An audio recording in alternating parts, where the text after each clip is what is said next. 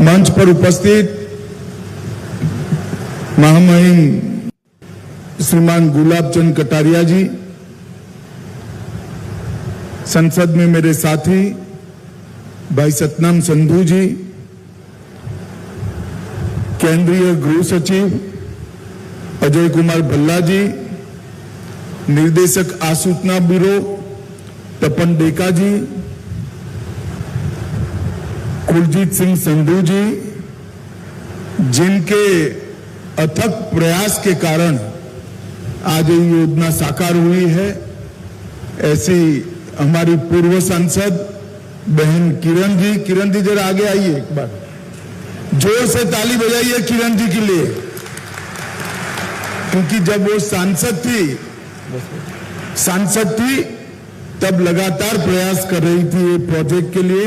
शुरू भी उनके समय में ही हुआ और मुझे आनंद है कि आज जब उद्घाटन हो रहा है, इसका फल मिल रहा है, तब भी वो मंच पर उपस्थित है।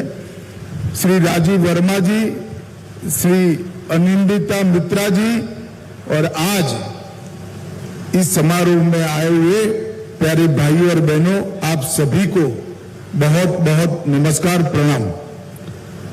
भाइयों और बहनों, एक छोटा सा कार्यक्रम है, परंतु मैं जानता हूं 1 लाख की आबादी के लिए ये बहुत महत्वपूर्ण कार्यक्रम है। पानी हम सबके जीवन में प्राण होता है और पानी के बगैर का जीवन असंभव है। पानी जब दूषित हो, जरूरी मात्रा में उपलब्ध न हो, तो जीवन में अनेक कठिनाइयां और रोगों का सामना करना पड़ता है। इसलिए आज से ये पूरे क्षेत्र के लिए 24 घंटा 365 दिन सबसे आधुनिक फिल्टर प्लांट में फिल्टर किया हुआ पानी आप सबको मिलने की शुरुआत हो रही है। इसलिए आप सभी को बहुत बहुत बधाई देता हूं। चंडीगढ़ में शुरू से ही पानी, सीवर, स्टॉर्म वाटर, इसकी 100% सुविधाएं बनाई गई थी, परंतु कोई भी सुविधा आप बनाते हैं, कितने साल तक सुचारू रूप से चल सकती? आबादी बढ़ती जाती है, पाइपलाइनें पुरानी होती हैं, पानी की गुणवत्ता कमजोर होती है, तो फिल्ट्रेशन प्लांट को और आधुनिक बनाना पड़ता है, नई पाइपलाइनें बनानी पड़ती है और पानी की उपलब्धता भी बढ़ानी पड़ती है। ये सभी को ध्यान में रखते हुए इस क्षेत्र के लिए आज जो योजना का उद्घाटन हुआ है, 24 घंटा पानी आप सभी को उपलब्ध होगा। मोबाइल में आज से बहनों को अलार्म लगाने की जरूरत नहीं पड़ेगी। जब भी आपको काम हो, नल चालू कर दीजिएगा, पानी उपलब्ध होगा। कोई टैंकर नहीं होगा, पहला मंजिला हो या चौथा मंजिला, जरूरी प्रेशर के साथ मनी माजरा के पूरे क्षेत्र में 1 लाख लोगों को पानी मिलने की आज से शुरुआत हो रही है। लगभग 75 करोड़ इसके पीछे खर्च हुआ है। 1 लाख से ज्यादा आबादी को इसका फायदा मिलेगा और 855 एकड़ में फैली हुई ये बस्ती आबादी 22 किलोमीटर नई पाइपलाइन से अब 24 घंटा पानी की उपलब्धता होगी। जब पानी 24 घंटा देना होता है तो स्वाभाविक है अंडरग्राउंड रिजर्वायर बनाए पड़ते हैं। यहां पर 2 विशाल रिजर्वायर्स बनाकर 24 घंटे की उपलब्धता सुनिश्चित कर दिए हैं और स्मार्ट मीटर लगाने से लीकेज का खर्च भी अब आप पर नहीं आएगा। घर में भी लीकेज है तो तुरंत आइडेंटिफाई हो जाएगा और वीएफडी पंप्स लगाकर भी इसको प्रेशर ढंग से आए, इस सारी व्यवस्थाओं को किया है। भाइयों और बहनों, जब मोदी जी 2014 में प्रधानमंत्री बने तब से ही इन्होंने स्मार्ट सिटी योजना को लागू कर हमारे शहरों को, इसका जीवन स्तर को उठाने का प्रयास किया। और सबसे पहली शहरों की जो सूची घोषित की गई उसमें हमारा चंडीगढ़ था, और अब तक भारत सरकार चंडीगढ़ में 1000 करोड़ से ज्यादा केवल स्मार्ट सिटी प्रोजेक्ट के तहत खर्च कर रही है।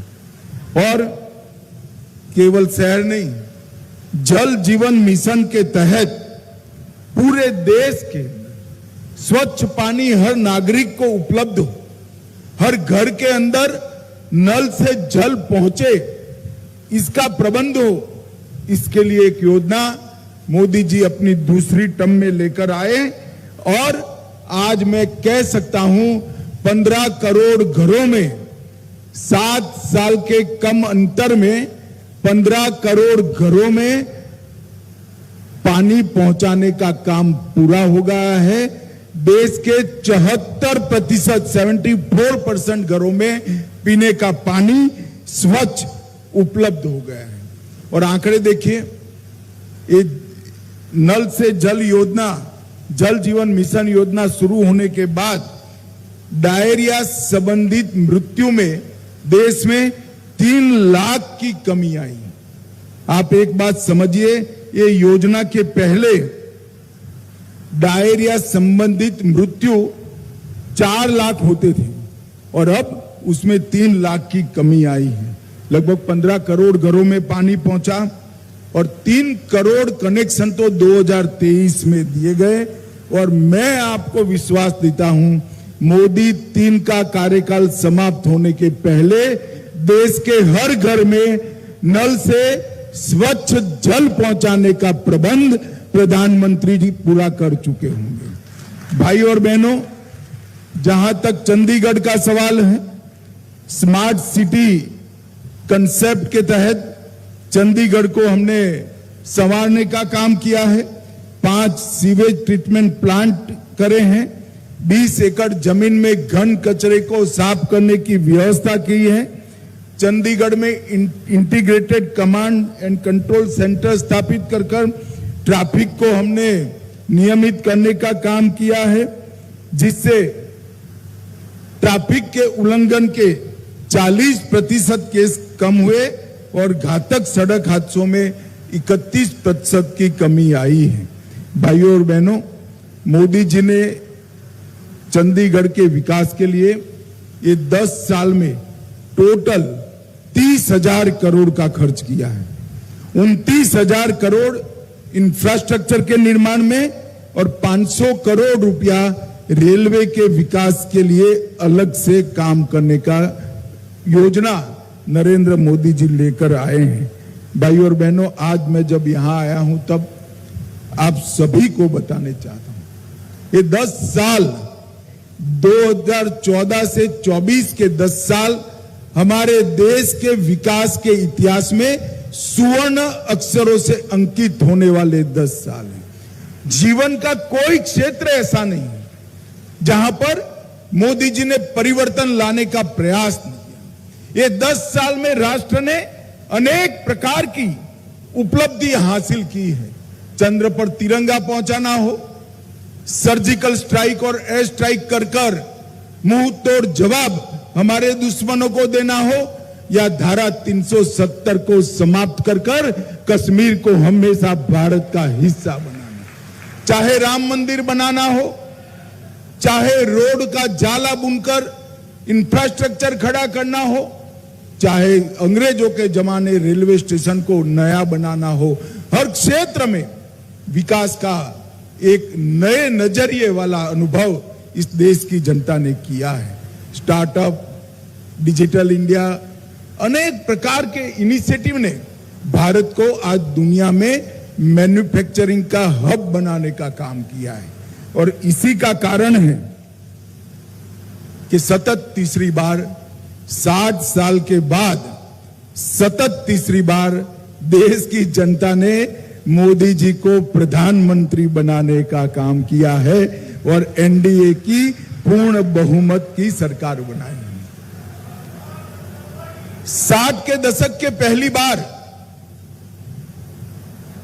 कोई एक व्यक्ति, कोई एक संगठन, कोई एक दलों का समूह पूर्ण बहुमत के साथ फिर से प्रधानमंत्री बन रहा है। एक प्रकार से देश की जनता ने मोदी जी के कामों पर थप्पा लगाने का काम किया है।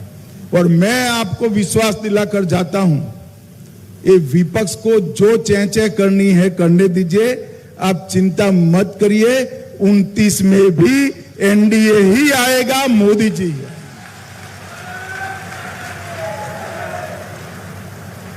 उनको लगता है कि कुछ सफलता मिलने से हम चुनाव जीत गए हैं। उनको ये मालूम नहीं है कि 3 चुनाव में कांग्रेस को जितनी सीटें मिली उससे ज्यादा सीटें बीजेपी इस चुनाव में जीती। ये इनको मालूम नहीं है। और उनके पूरे गठबंधन की टोटल जितनी सीटें हैं, अकेली एनडीए के एक ही दल बीजेपी की इनसे ज्यादा सीटें हैं। ये लोग जो अस्थिरता फैलाना चाहते हैं, वो बार बार कहते हैं कि ये सरकार चलने वाली नहीं है। मैं उनको एक विश्वास दिलाने आया हूं, उनको, विपक्ष के मित्रों को, जनता को तो भरोसा है ही, न केवल ये सरकार 5 साल पूरा करेगी, अगली टर्म भी इसी सरकार की है। विपक्ष में बैठने की तैयारी रखना और ढंग से ऑपोजिशन में काम करने की पद्धति सीख लेना। भाई और बहनों, जिस प्रकार से मोदी जी ने हर क्षेत्र के अंदर एक बड़े विजन के साथ काम किया। जब आजादी के 75 साल हुए तब कई बार इस देश ने 25 साल की आजादी का महोत्सव भी मनाया, 50 साल का भी मनाया, मगर वो महज एक सरकारी कार्यक्रम बनकर रह गया। जब 75 साल हुए, मोदी जी ने अमृत महोत्सव से घर घर में जाकर देशभक्ति जगाने का काम किया। और न केवल देशभक्ति जगाई,